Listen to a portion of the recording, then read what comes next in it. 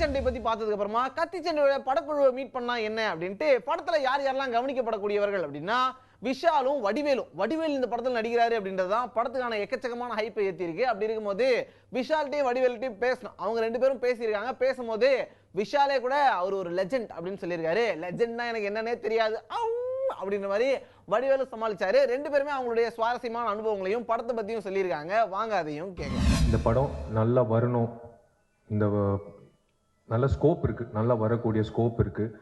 அதனால தான் மேக்கிங்லேயும் சரி இப்போ வரைக்கும் வந்து கிட்டத்தட்ட டைட்டிலுக்கு ஏற்ற மாதிரி நிறைய முறை கத்தி சண்டை ஆகிருக்கு. ஏன்னா ஒரு ஃப்ரீடம் எனக்கு ரொம்ப பிடிச்சது. சுராஜ் சார்கிட்ட வந்து அந்த ஃப்ரீடம், நல்ல கருத்து நல்ல சஜஷன் தான் இம்மிடியேட்டாக அவர் ஏற்றுப்பார், எந்த ஈகோ இல்லாமல். ஆதி அதான் அவர் சொன்ன மாதிரி ஃபஸ்ட்டு ஃபோன் பண்ணி இந்த மாதிரி இப்போ இந்த படத்துக்கு மியூசிக் பண்ணுறான் அப்படின்னு சொல்லும்போது, இல்லைண்ணா அப்படின்னா இல்லை இந்த படத்துக்கு மியூசிக் பண்ணிடுறான்னு சொல்லிட்டு அவன் ஆஃபீஸ்க்கே போயிட்டு கமிட் பண்ணிட்டான். அவனை கமிட் பண்ணி அப்புறம் வி ஸ்டார்டட் ஆஃப். பட் இந்த படம் நான் பண்ணுறதுக்கு முக்கிய காரணம் எனக்கு பிடித்த அந்த லெஜெண்ட் வடிவேல் அண்ணன் இந்த படத்தில் இல்லைன்னா நான் கண்டிப்பாக இந்த படம் பண்ணியிருக்க மாட்டேன். ஏன்னா அவர் ஒருத்தர் தான். எத்தனையோ ஆர்டிஸ்ட் இருப்பாங்க. இந்த ஆர்டிஸ்ட் டேட் கிடைக்கலன்னா ஆல்டர்னேட்டிவ் ஆர்டிஸ்ட் போகலாம், இந்த ஆர்டிஸ்ட் டேட் கிடைக்கலன்னு இன்னொரு ஆர்டிஸ்ட் போகலாம். ஆனால் வடிவேல் அண்ணன் பொறுத்த வரைக்கும் இஸ் யூனிக். அவரோட கேரக்டர் வேறு யாராலையும் பண்ண முடியாது. ஸோ அதான் சுராஜ் சார் கிட்ட சொன்னேன். இந்த கதை கேட்டோன்னே, சார் வடிவேல் அண்ணன் பண்ணார்னா நான் இந்த படம் பண்ணுறேன்னு. ரொம்ப ரொம்ப நன்றிண்ணே. நீங்கள் எனக்கு அந்த பெருமை, எனக்கு தான் பெருமையாக இருக்குது. நீங்கள் இந்த படத்தில் வந்து அவரோட நடிக்கக்கூடிய வாய்ப்பு எங்களுக்கு ஏற்கனவே 2 வெற்றி. மொதல் வெற்றி வந்து திமிரு, 2வது வெற்றி எனக்கு கூடவே ஒரு அண்ணனாக இருந்து நடிகர் சங்கம் தேர்தலில் வந்து வெற்றி அடைய வச்சார். அது எங்களோட 2வது வெற்றி. இப்போ 3வது கத்தி சண்டை.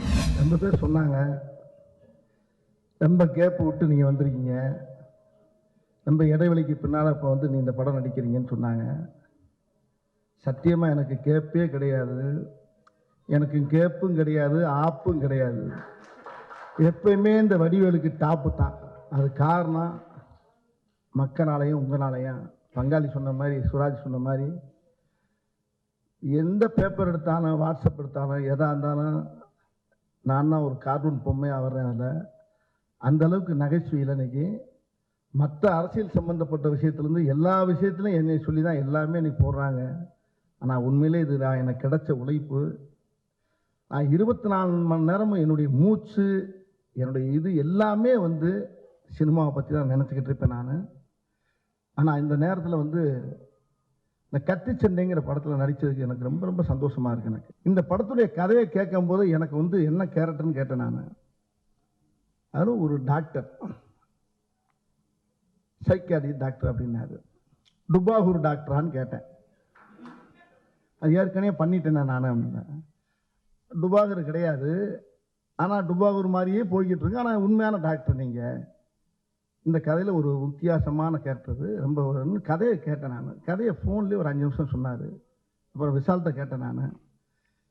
அதை கேட்டவொடனே எனக்கு ரொம்ப பிடிச்சி போச்சு. ரொம்ப படங்களை கதை சரியில்லாமல் தான் நான் ரொம்ப படங்களை வேணான்றீங்க. உண்மையில் நான் வந்து எனக்கு வாய்ப்பு இல்லாமலாம் நான் வீட்டில் உட்காரல. நிறையா அந்த கேப்பில் நிறைய கதைகளை செலக்ட் பண்ணியே கேட்டுக்கிட்டு தான் இருந்தேன் நான். அப்படி கேட்ட கதைகளில் எனக்கு பிடித்த கதை இப்போ இந்த கத்தி சண்டை. கொஞ்ச நாளைக்கு மேலே எங்கள் அப்பா தான் செத்து போச்சு. அந்த அம்மா உயிரோடு இருக்கும்போது கேட்டுச்சு, ஏப்பா வடிவேலு எதில் வந்த? ஏரோப்ளேனில் வந்துட்டா, பிளேட்டில் வந்தேன். பிளேட்டில் வந்த எவ்வளவு டிக்கெட் வாங்குறாங்க அப்படின்ட்டு. நான் சொன்னேன் 4000 ரூபா வாங்குறாங்கத்தா அப்படின்னு. அட நாசமாக போகிற எடுவட்ட வேலை, 4000மா?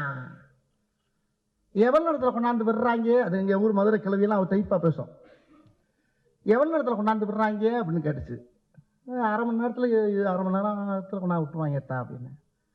அட நாசமாக போகிறவங்களா, 4000 வாங்கிட்டு 1/2 மணி நேரத்தில் விடுறானா? ஏன்டா 150 ரூபா கொடுத்தா ரயிலில் விடிய படுக்க போட்டு கூட்டி வர்றா, அவனுக்கு போய் 4000 ரூபா கொடுத்துருக்கேடா. இதுபட்டவன் ஏமாத்திட்டாயடா. 4 பெரிய ஆளுகளை வச்சு அவனை அடித்து காசை வாங்க போடுறான்னு கிளவி. கொஞ்ச நேரம் ஒன்றுமே புரியல எனக்கு. இதை வந்து நம்ம எந்த கணக்கில் சேர்க்கறது, எந்த கணக்கில் சேர்க்கறதுனே எனக்கு தெரியல எனக்கு. ஆனால் அது லாஜிக்கோட பேசுது. 150 ரூபா கொடுத்தா விடிய ரயிலில் பர்த்தில் படுக்க போட்டு கூட்டி வர்றான். 4000 ரூபாய் கொடுத்து அரை மணி நேரத்தில் இருந்தானா அவன் எவ்வளோ பெரிய பித்தலாட்டக்காரனா இருப்பான். அவனை ஆளை எங்க இருந்தாலும் அவனை கொண்டு வாடா, விளக்க மாத்திலேயே அடிக்கணும். ஒன்றுமே இல்லை. இந்த வெற்றிக்கு காரணம், நான் இந்த அளவுக்கு வந்த காரணம் நீங்கள் தான், மக்கள் தான். ஆனால் உங்களுடைய ஆசீர்வாதம் எனக்கு என்னைக்கு இருக்கனால தான் இன்னைக்கு எனக்கு இந்த புகழ். ஆனால் இந்த இடத்துல இப்போ விஷால் சொன்ன மாதிரி நான் லெஜெண்டுன்னு சொல்கிறாங்க. லெஜெண்டுன்னா எனக்கு என்னன்னே தெரியாது. நம்மளுக்கு ஒன்றும் இங்கிலீஷ் கூட என்னன்னே பேச தெரியாது எனக்கு.